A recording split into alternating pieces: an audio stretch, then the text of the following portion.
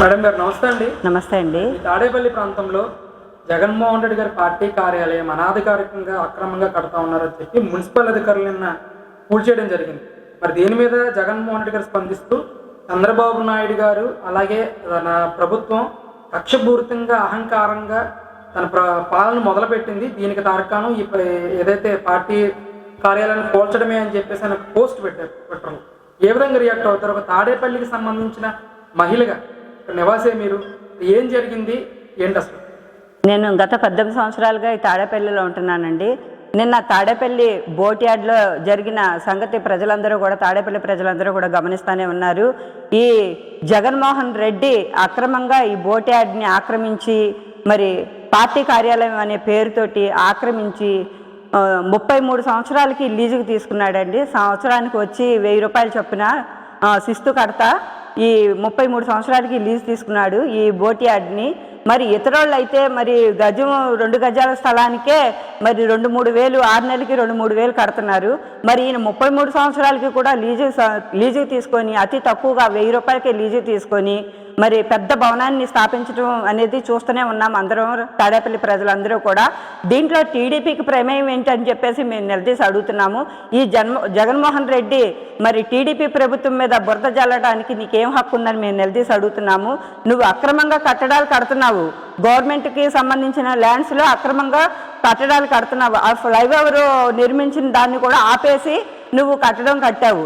దాన్ని మున్సిపాలిటీ అధికారులు law and ఆర్డర్ని నువ్వు చేతిలోకి తీసుకొని నువ్వు అక్రమంగా చేస్తున్న దుష్పరిణామాలన్నీ మరి చూసి మున్సిపాలిటీ వాళ్ళే చర్య తీసుకున్నారన్నమాట. చట్టం తన పని తను చేసుకుంటూ పోతుందన్న సంగతి నీకు తెలుసు. నువ్వు ఒక ముఖ్యమంత్రి అయ్యుండి ఇక్కడ 26 జిల్లాల్లో కూడా నువ్వు అలాగే పార్టీ ఆఫీసుల పేరుతోటి మరి అక్రమంగా అనేక ఎకరాలు ఆక్రమించి వైసీపీ కార్యాలయాలనే పేరుతోటి నిర్మించి ఇలాగా ఆస్తులన్నీ జప్తు చేసుకుంటున్నావు. నువ్వు భూబకాసురుడు అనే పేరు నీకు సాధక నామం అని చెప్పేసి అందరూ అనుకుంటున్నారు. అలాగే నువ్వు ఎంతకాలం సీఎంగా ఉండి ఎన్నో ఆస్తులు ఎన్నో కోట్లు ఆర్జించినా సరే, పట్టుబడ్డా సరే, నువ్వు అది కూడా అతిక్రమించి ఈ రోజున మరి టీడీపీ ప్రభుత్వం అమల్లోకి వచ్చినా సరే నువ్వు ఎటువంటి ధైర్యంతో నువ్వు ఇలా అక్రమాస్తులన్నిటికీ పాల్పడి అలాగే భవనాలు కడుతున్నావని చెప్పేసి నిలదీసి అడుగుతున్నాము. ఎందుకంటే నీ పాపం పండే రోజులు వచ్చినాయి. ప్రజలందరూ కూడా నీ పాప చరిత్రను వెనక తీసి నీ చరిత్రను తిరగరాసి తెలుగుదేశం పార్టీని అత్యంత మెజార్టీతో గెలిపించుకున్న తీరు నువ్వు చూస్తూనే ఉన్నావు.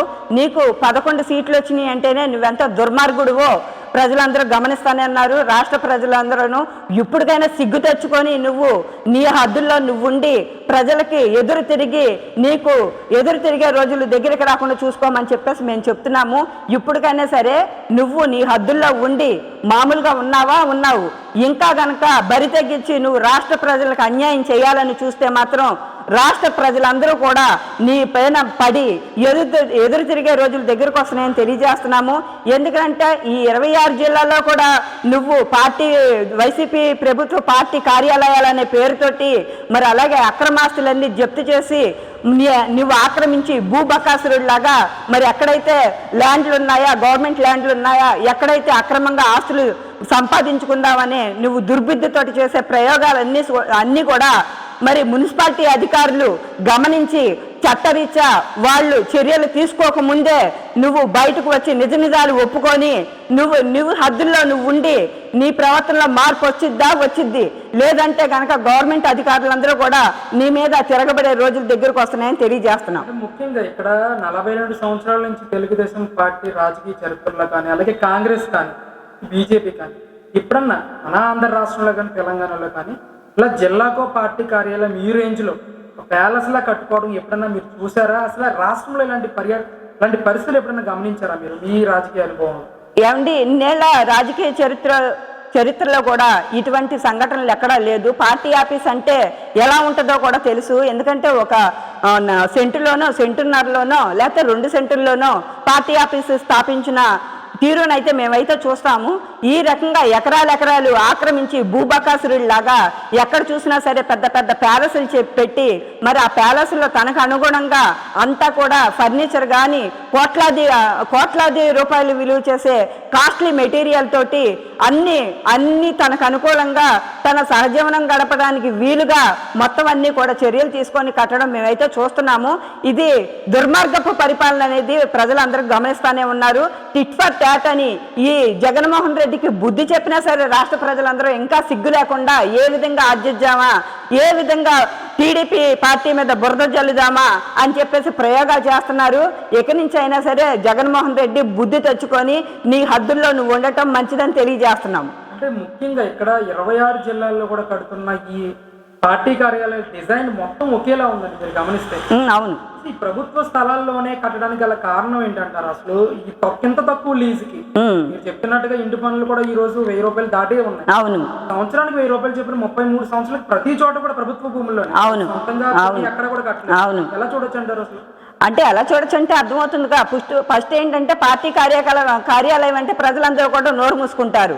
ఎందుకంటే ఇతను ప్యాలెస్ కట్టుకున్నాడనే దుష్పరిచారం ప్రజల్లోకి రాకూడదు, ఈయన చేసే ఎత్తుగడలన్నీ ప్రజలకు తెలియకూడదని చెప్పేసి పార్టీ అనే పేరుని తీసుకొని పార్టీ కార్యాలయం అనే పేరుతోటి భూబకాసురులాగా ఆస్తులన్నీ ఆక్రమించి ఈ రోజున ప్రజలందరినీ కూడా గుప్పెట్లో పెట్టుకోవాలనే దురుద్దేశంతో ఈ రోజున 26 జిల్లాల్లో కూడా ఎకరాలు ఆక్రమించిన తీరునైతే ప్రజలందరూ గమనిస్తానే ఉన్నారు. నువ్వు ఓడిపోయినా సరే ఇంత ఎత్తుగడలు వేస్తున్నావంటే నీకు రోజులు దగ్గర పడినాయి అని తెలియజేస్తున్నాం జగన్మోహన్ రెడ్డి. మేడం, ముఖ్యంగా జగన్మోహన్ రెడ్డి గారు కూడా చెప్తా ఉన్నారు, ఈరోజు అహంకారపూర్వకమైన పరిపాలనకి టీడీపీ వాళ్ళు పూనుకున్నారని, టీడీపీ వాళ్ళు వైసీపీ కార్యకర్తల్ని తావబాదుతూ ఉన్నారు, కొడతా ఉన్నారని చెప్పేసి కూడా ఆయన పోస్టులు వైరల్ చేస్తారు. సోషల్ మీడియాలో కూడా కొన్ని వీడియోలు పెడతా ఉన్నారు. ఎలా చూడొచ్చు అండి? ఇప్పుడు ప్రజలందరూ గమనిస్తానని ఉన్నారు, ఈ 5 ఏళ్ల పరిపాలనలో ఎవరు గుండాయిజం చేశారు, ఎవరో గుండా నాయకులు అయితే నీ ఎమ్మెల్యేలు ఎంపీలు మొత్తం కూడా సుడిగానికి కొట్టుకుపోయారంటే నీ గోండా రాజకీయానికి ఇదే పరాకాష్ట అని తెలియజేస్తున్నాము. ఎందుకనంటే ఏ ఎమ్మెల్యే చూసినా ఇది చూసినా సరే ఎంపీలు చూసినా సరే రౌడీ షీటర్లకే నువ్వు షీట్లు ఇచ్చావు, అలాగే రౌడీ షీటర్లనే నువ్వు ఇది చేసావు, సపోర్ట్ చేసావు. అటువంటి వాళ్ళందరూ కూడా సుడిగానికి కొట్టుకుపోయారు. ఎందుకనంటే జగన్మోహన్ రెడ్డి పరిపాలనే గుండాయిజం అని చెప్పేసి ప్రజలందరూ కూడా తెలుసు. టీడీపీ పరిపాలన ఎటువంటి నీతిమాలిన చరిత్రకు కూడా టీడీపీలో అవకాశం లేదు. లా అండ్ ఆర్డర్ని చంద్రబాబు నాయుడు గారు ఎటువంటి పరిస్థితుల్లో కూడా లా అండ్ ఆర్డర్ని తప్పిన పరిస్థితులు అయితే ఎక్కడా లేవు. ఎందుకంటే సురక్షితమైన పరిపాలనే కావాలి, లా అండ్ ఆర్డర్తో కూడిన పరిపాలనే కావాలి. చట్టరీత్యా ఎటువంటి ఉల్లంఘం కూడా చంద్రబాబు నాయుడు గారి పరిపాలనలో ఎటువంటి ఉల్లంఘం కూడా జరగలేదని మేము గట్టిగా వాగ్దానం చేసి చెప్తున్నాము. అంటే ముఖ్యంగా ఇప్పుడు జగన్మోహన్ రెడ్డి గారు కనుక మళ్ళీ గెలుచుంటే చంద్రబాబు నాయుడు గెలవకుండా ఈ కట్టడాలు కానీ ఈ ఆక్రమణలు కానీ బయటకు వచ్చేవి కాదంటారా అసలు? ఎందుకు వస్తాయండి? వాళ్ళందరూ రౌడీ పరిపాలన కదా. ప్రజలందరూ నోరెత్తి గొంతెత్తి అరిసిన ప్రజలను కూడా నోరు నొక్కి కేసుల్లో పెట్టి అలాగే చంపేసి డోర్ డెలివరీ చేసిన రోజులైతే మేమందరం చూసాము.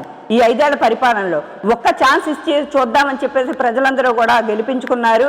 దానికి పరాకాష్ఠగానే ఈ రోజున మరి ప్రజలందరూ తెలుసుకొని ఈ వ్యతిరేకత బయటపెట్టి ప్రతి ఒక్కళ్ళు కూడా ఓటేసి చంద్రబాబు నాయుడు గారిని దేవుళ్ళక్క కొలిసి రాష్ట్ర ప్రజలందరూ కూడా చంద్రబాబు నాయుడు గారికి పట్టం కట్టిన పరిస్థితులు అయితే చూస్తూనే ఉన్నాము. ఇదే సురక్షితమైన పరిపాలన. ఇప్పుడు చంద్రబాబు నాయుడు గారు అధికారంలోకి వచ్చిన తర్వాత మేము చెప్తున్నాం, కార్యకర్తలం కాబట్టి మేము చెప్తున్నాము, రాబోయే 30-40 సంవత్సరాలకు కూడా టీడీపీ తెలుగుదేశం పార్టీ ప్రభుత్వమే నిలకడగా నిలబడిపోద్ది. ఎందుకంటే అటువంటి సురక్షితమైన పరిపాలన చంద్రబాబు నాయుడు గారు ఇవ్వడానికే సిద్ధపడి ఉన్నారు. ఎటువంటి పరిస్థితుల్లో కూడా 30 సంవత్సరాల తర్వాత కూడా టీడీపీ ప్రభుత్వం తెలుగుదేశం ప్రభుత్వమే నిలకడగా ఉండి ప్రజా పరిపాలన చేస్తుంది. రాష్ట్రంలో తిరుగులేని పరిపాలన కింద చంద్రబాబు నాయుడు గారే ఉంటారు అని చెప్పేసి మేము తెలియజేస్తున్నాము.